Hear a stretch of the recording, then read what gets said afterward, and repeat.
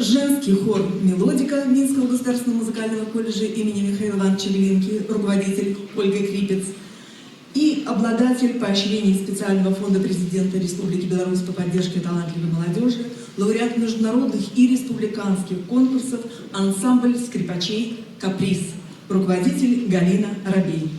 Партия рояля Екатерина Манько, а прозвучит для вас произведение Елены Викторовны Атрошкевич на слова Татьяны Мушинской «А скрипка спявала».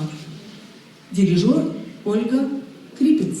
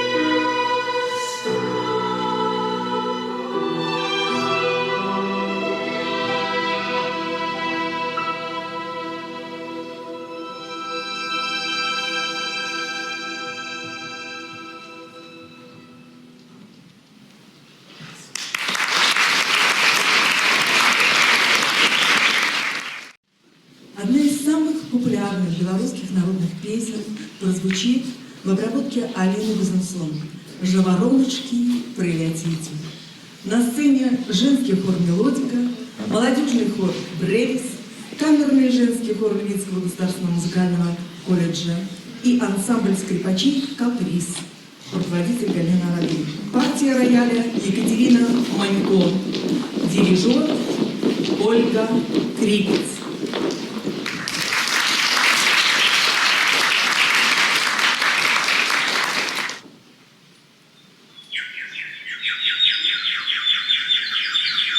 Thank you.